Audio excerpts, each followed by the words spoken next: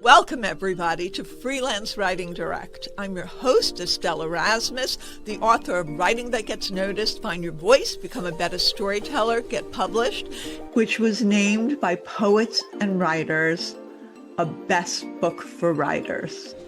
Every week, I speak with novelists, with authors, with writers of every niche to talk about their tips, their tricks, their strategies, and how the sauce is made, including creative advice.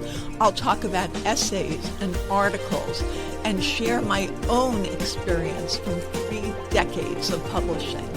So join me every week and grow your business and build your craft with Freelance Writing Direct. And don't forget to subscribe, rate, and review on iTunes. And follow along on Substack, where I share special clips for subscribers only at estelleserasmus.substack.com. Welcome, everybody, to this episode of Freelance Writing Direct. I'm your host, Estelle Erasmus. Courtney Kocak wrote this memoir and essays, Girl Gone Wild. And let me tell you a little bit about her. She is a writer, podcaster, and comedian who splits time between Austin and Los Angeles. She wrote for Amazon's Emmy-winning animated series Danger and Eggs and Netflix's Know It All. She's produced a slew of highly ranked podcasts and currently hosts 3 of her own with over 2 million downloads to date. Her bylines include the New York Times, The Cut, The Washington Post, The Los Angeles Times, Cosmopolitan, Slate, Business Insider, and more. Her debut memoir, Girl Gone Wild, with Trio House Press, is out now. And for more, check out her website at CourtneyKocak.com. Welcome. Thank you so much for having me. I'm excited to be here. Your memoir and essays is such a wild ride. You really go through, you had Adderall addiction, you had asshole guys, date predatory men, predatory bosses, all sorts of things going on while you were trying to make your way through Hollywood, first as a model and then as an actress. And then you had a later decision to become a writer, which really catapulted the rest of your career. So what was the spark that made you decide, okay, I've got to write my stories down? Was it one essay that you wrote that brought it out, or how did that happen? Well, I was a frustrated actor when I was about 26, 27. And so I started screenwriting as a means to create opportunities for myself. And I was like, oh, I love this. And then I wrote an essay trying to get over a breakup, and it was so cathartic. This was like March 2011. And I wrote it for a blog that I loved to read at the time called The Gloss. And I was just hooked. I was, oh, this is really the thing. And then soon after, I started reading other people's memoirs. I read Cheryl Strayed, Wild. I read Tiny Beautiful Things. I eventually read The Chronology of Water and things like that. And that really turned me on to the idea of writing a memoir myself. And that became a huge goal for me. But I didn't exactly know how to get there. I could write these one-off essays that could get published over the years, which were little pieces, some of them, of what became my memoir, obviously in different form than they wound up in the book.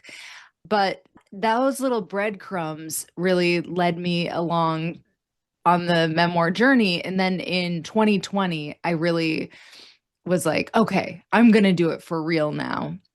I took an incubator with Chloe Caldwell and got really serious about wanting to write the memoir. The last 6 years, I've been consumed with it. I love that. And 2 of the people that you mentioned, Cheryl Strayed and Chloe Caldwell, have been guests on the program. So this is such a visceral trip that we take with you. It's like a memoir travelogue, going through your life and going through your adventures. And you just are so honest and so brave. Is that part of being a comedian? You know, because comedians have to touch on these uncomfortable subjects. My writing journey kind of predates the stand-up comedy piece of it, but I do think that quality in myself is why I am drawn to both. And I feel like there's kind of no sense in writing a memoir if you're not gonna lay your cards out on the table. And so I just know that my favorite memoirs to read are the ones where even if the narrator is doing crazy things or things that you don't agree with, you know that she's not lying to you. So yeah, I definitely strove to do that myself. When you broke up what you would have in the book, when you had an abortion, you kind of wrote a letter to the guy and also your unborn child, and you had like a poem earlier on. You had all these different hybrid elements. Did you have, I don't know, I'm kind of visualizing you sitting here with like a box of material, maybe diaries, because so much of it was from your earlier days growing up. How did that all happen, the structuring of it? I love the idea of a box. It wasn't exactly like that, but I did have drafts of things. And the drafts that I had were more conventional in structure, most of them. The poem at the beginning, I sort of found that in my process after I had sort of started to put the pieces together. And I just loved it so much that I thought about putting it into something more conventional, and it made my skin crawl just thinking about it. And so I just really went with my gut on that. The letter that just came out also one day, and a long time ago though, like 2014, and that's one of my favorite things I've ever written. And then yeah, I do like a kaleidoscopic essay about how I talk about my abortion. I remember reading Lena Dunham's first memoir, and she does some interesting things with form. And I wanted to give myself permission to tell the story however felt most authentic. And I really like those departures. I would say, in terms of finding my structure, it was a little bit of an experiment, but I kind of collected the things that I had previously, and I really landed on the Girls Gone Wild story as like a pivotal centerpiece. And I early on landed on the title, which I love. I was like, what other pieces are in conversation with this? And really, my journey to making it in Hollywood was the narrative spine. I was in that first incubator. All the other classmates were like, all your writing is so feminist. And I was like, that's so funny. I never think about it like that, but it's true. And that is really what became the thematic spine of it's an unwitting feminist coming of age. It's all these experiences that taught me what society thinks about women, not very good. And that is definitely intertwined with my quest to make it. Yeah. And so you also, the way that you write it or break it up is you kind of use show terms. So you say the prologue is opening curtain, and then you have intermission one in the middle, and then you have intermission two, and you end with epilogue curtain call. And I thought that was clever because this is about being on stage in a way. Was that an early decision that came to you? Yeah, ish. I think one of the intermissions came first, just as an opportunity to kind of talk to the reader for a second, kind of break the fourth wall. And then at first the poem was called The Opening Curtain, and then I switched that up. But I loved the idea of an opening curtain. And so when I wrote the epilogue, I was, well, of course, this is a curtain call. And then the second epilogue sort of just snapped into place at the end where I had a reader and she just called it out that there maybe could be that opportunity. And I was like, oh yes. And that's the perfect place for me to talk to the reader again. Yeah. So we've mentioned the poem several times, and now I feel I'd love for you to read the poem, if that's okay with you. Oh, sure. It's called Born to be Wild. I was first and fast, covered in a thick layer of what looked like Parmesan cheese. When I was a baby, I sat on my mom's lap so ferociously she couldn't move for 2 hours until my dad returned home from coaching a basketball game. My first memories are of being bad, a rageful scream at the end of a tantrum, ripping my clothes off as soon as I got home from daycare, telling neighborhood kids that pellets of rabbit poop were raisins, encouraging them to eat it. I came clean before they actually did it, but I wanted to see if they would. I had good qualities too. Rabid curiosity, always wanting to know how, why, what's next.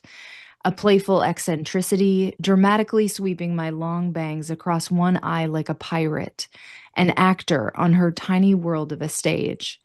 Despite my attraction to struggle, I had an earnest longing for rightness, fairness. Rules are okay, as long as they can be broken sometimes. The bad and the good swirled together. Not an angel and a demon, just a girl. One ravenous girl. One ambitious tornado. An erratic driver with a sturdy engine, a heavy foot, and a lust for the open road. My parents chuckle and say that kids' personalities come out fully formed. When I think back to the beginning, I was wild all along. I think that's great. I think that's so great that you read that also because it just gives a feeling of the energy and the velocity of the book.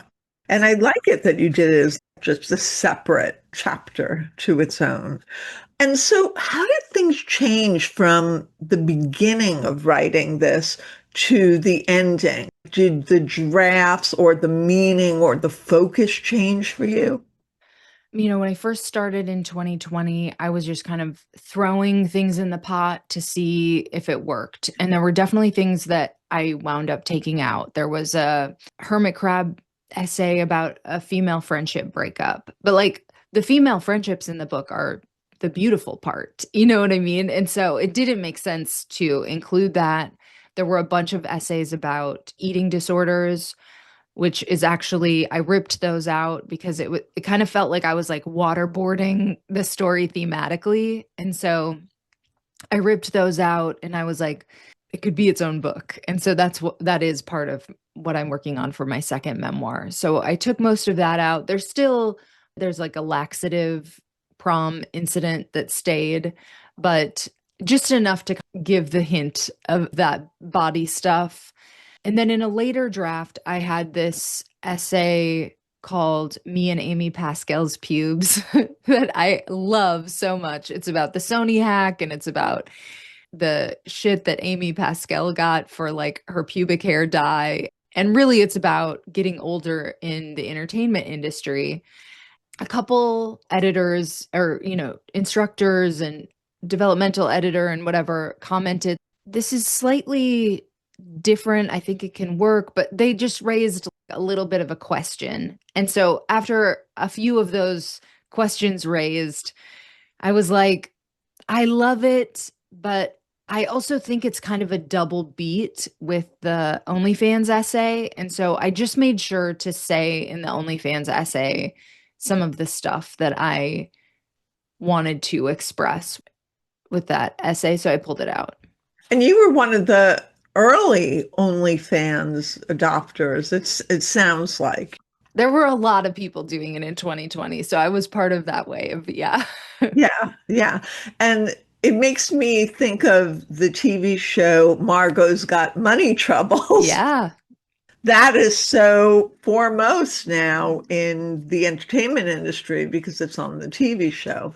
Did you ever think about writing more about those experiences of yours? I mean, you do write about it here, but in a more serialized way.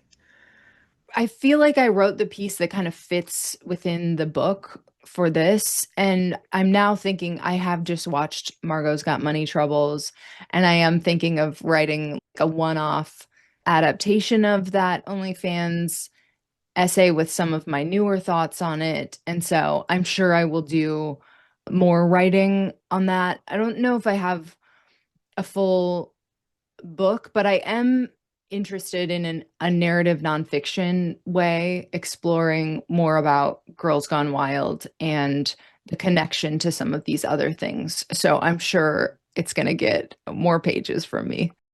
So we have to talk about Girls Gone Wild. You didn't have a long tenure with them.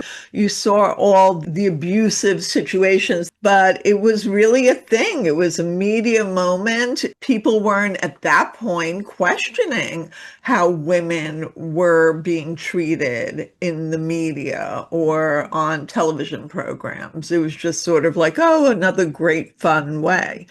And so you're writing about your experience and sort of you do it in the middle of the book. So it's not the center of the book, but it's certainly a big part. Did you have to be careful, first of all, writing about it or not really, because it's been so in the news and how the women were treated? I had first written about Girls Gone Wild soon after I had started my writing journey. So, like 2012, I wrote a piece for Nerve, which was like an online publication that I really loved at the time. So I was actually kind of early to write about that before people were talking about Girls Gone Wild in that way. The site is now defunct, so it's like no longer on the internet. But there was no pushback from the company. I don't even think I was thinking about that at that point. It was just like I kind of needed to get that experience out of my body. There are remnants of that initial piece in the book. Like it is evolved into the version that I write about today, but obviously I've grown so much since then. It's been so expanded and reworked a million times. But I love that there are kernels of it that still exist. I adapted part of the Girls Gone Wild essay for Slate at the beginning of 2025. And so it went through their legal team and it did get eyes on it. At least part of the essay did. And so I felt more confident about that. And I even like kind of got cold feet at the end of that process where I was like, I don't know, should we soften some of this? And my editor was like, no. And so that experience gave me more confidence to just tell the full story. And also by that point, Peacock had a documentary. The company has new owners. And so it's sort of removed from the risk is a little bit removed at this point. So I want to talk about all the men, right? There is a trajectory of men, and I get it. I mean, men, there can be so many jerks. And part of this was your ambition spurring you on and thinking, okay, this is going to be the one, or this will help because that's what you wanted so much. You almost wanted to be them, right? The guys that were doing it and successful. You thought, oh, I understand that very, very well. You have a funny piece that you have in the book that I would love you to read because it's a different kind of experience with a man. Okay, yeah. I tried to get a job at the Baskin Robbins across from Sam's apartment. The owner was a Middle Eastern man who seemed to take a shine to me the few times Sam and I went there for ice cream. I saw your sign on the door. You're hiring for the overnight shift? I inquired, taking a lick of my Rocky Road waffle cone. Come back for an interview tomorrow at 4:30, he told me. When I came back for the interview, he took me to a sit-down restaurant. Oh, wow, the menu is embossed, I said, leaning forward with my elbows on the table. I was feeling conspicuous, wearing the same white low-rise jeans I'd been wearing all week and a spaghetti strap tank top. A server in a crisp white shirt and black vest came over to talk us through the wine list. I don't drink, the Baskin Robbins owner said dryly and waved her away. It seemed like a weird spot for an interview, but I didn't realize it was a date until our entrees came. a very specifically cooked fish dish for him, mac and cheese for me. And he was asking me to be his second wife. I didn't get the full story of what happened with his first wife, but I was not interested in taking her place.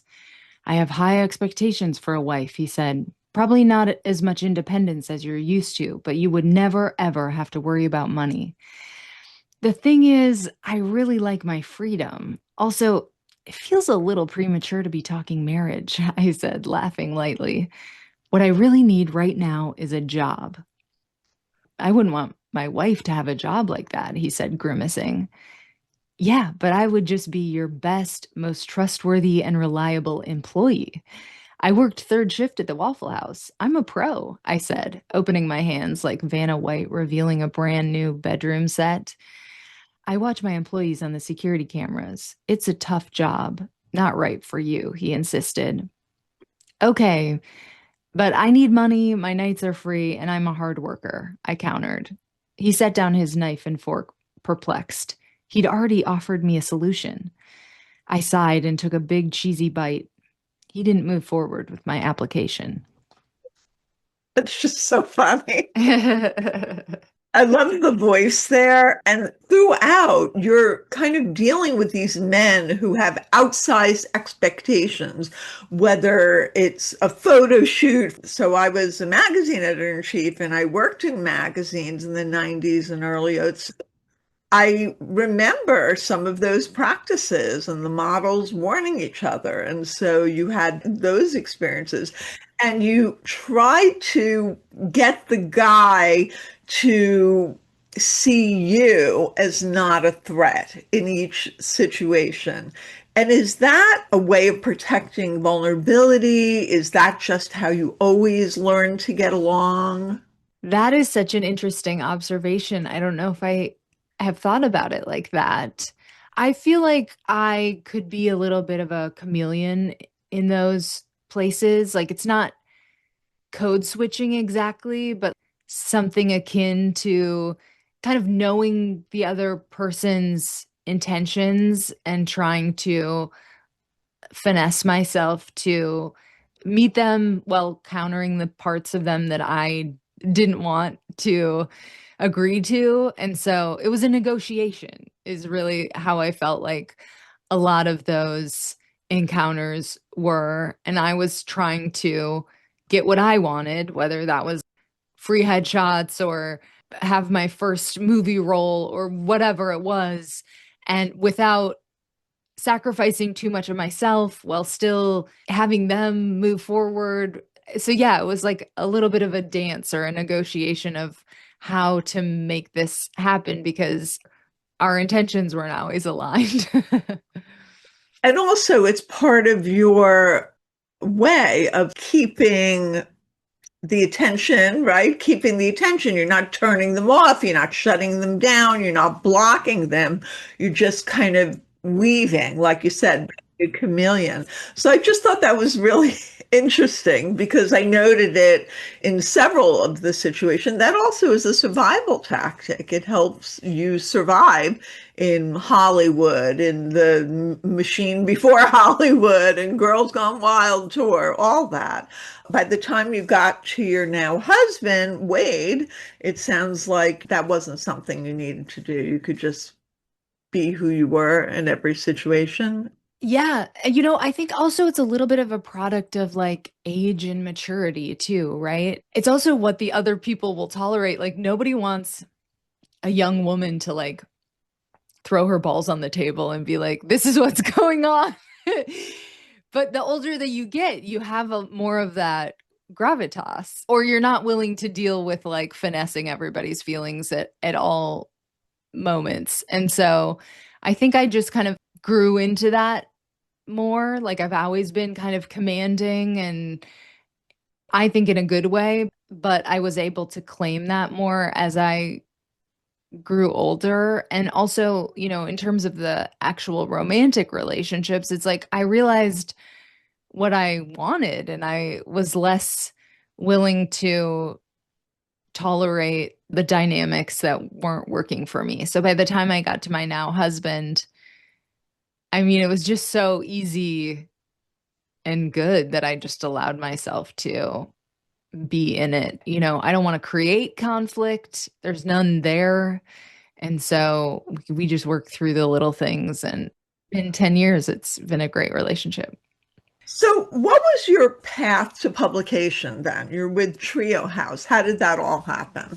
Yeah, I think if you would have asked me in 2020, like where this book's gonna land, I would have been like big five or bust. And I did in, I think 2022, I had this kind of fancy New York agent, and we took out this other narrative nonfiction project that got close, but not quite. That project will see the light of day eventually. But I did not enjoy the process of working with that person in particular. And it just made me reflect on, do I really want an agent at this stage? Because I had studied with Chloe, and Chloe very much did not have an agent or broke up with her agent early on. Like the first four books, I think she essentially got herself, or at least three of them. So I knew that that path existed. And so as my dream path sort of disintegrated, or I realized that it wasn't necessarily aligned with what I wanted. I wanted a lot of control too. And what you don't have in those agent situations is a lot of control. There's another person involved. And I just felt like I don't like this. And so alongside, well, that narrative nonfiction project was going out or whatever, and I had finished early draft of Girl Gone Wild. This is like late 2023, early 2024. I started submitting to contests. Santa Fe Writers Project has an annual contest award, and Trio House Press had one. There are several other small presses that do this. And I had submitted, I made the long list with a very early draft of Girl Gone Wild to Santa Fe. I was a finalist for Trio House. That was also a pretty early draft. And I got the nicest rejection from Chris, who heads Trio House. And she was basically like, I wanted to take this. It's not quite ready. We don't quite have the bandwidth to get it there. She gave me a little bit of guidance on moving forward. My heart was kind of broken because I felt Trio House is based in my home state of Minnesota, and I felt it was sort of like faded. And so I didn't respond to that email right away, but I was touched. I knew it was special that she'd taken the time to send me that personalized finalist, but rejection in terms of that I didn't win that contest. And so I kept revising on my own. And not quite a year later, I went to AWP when I was in LA.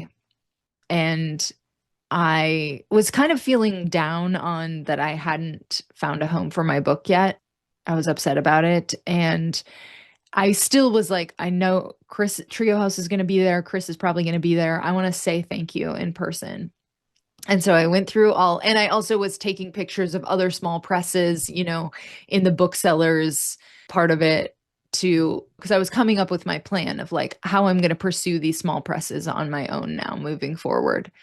And I wove my way through, and then she was kind of in the back corner, and I got there and I was like, Chris, and she was like, oh my gosh, Courtney, like she kind of knew me immediately, and we had this great just like 5 or 10 minute conversation, but it was such an awesome connection. And I got to thank her, and she was like, I hope I didn't hurt your feelings with that rejection. And I was like, oh no. And then we just had a really nice interaction, and she was like, we're doing the contest again. I was like, I know, I'm working on a revision, like I'll be submitting. And then I got an email from her 2 weeks later, and she was like, I can't stop thinking about Girl Gone Wild. I looked at the original, and I think we can get it there, and I'll offer you a contract on spec. And I was like, I'm actually working on this revision, and just give me a few more weeks and I'll send it over. And I sent it over, and she was like, oh, this is great. She barely had any notes for me. Really, the key thing is she helped me find the right prologue. By that point, I had done so much work on my own that it really was ready, and then took it from there after the book deal landed, and really spent 3 months getting it into tip-top shape. But I think that's such a beautiful story of sometimes your rejection can turn into your your yes. I love it. And it also goes to show the importance of professionalism in this industry. I love that story, and it sounds like they're a really good partner for you. Yeah. Is this something you, going forward, you would do another book with them, or you're thinking about what your next step is? Yeah, I definitely think I have loved working with Trio House. I hope my next book is with them. With a big five, you don't know that you're necessarily going to get their sales support and their PR support, but there is more of that available. And so I've really just been thinking about I have a good platform already. How can I supercharge my platform so that I don't need that big five support? So far, I think I'm Trio House's best selling book, but like, how can I make the USA Today list and still be at Trio House is kind of the question that I'm trying to answer for myself for the next book. I feel like the key is to be your own gatekeeper and like build your thing and they will come. Courtney, this has been such a great discussion. Everybody, girl gone wild, Courtney Kocak, you'll hear more from her. And it's just been a pleasure. Yeah, thank you so much. Follow me at estelleserasmus.com on my website and on social media, which is Instagram, TikTok, and Twitter at Estelle S. Erasmus. And we're now on YouTube for Freelance Writing Direct. Follow along, and soon everyone will be reading what you're writing.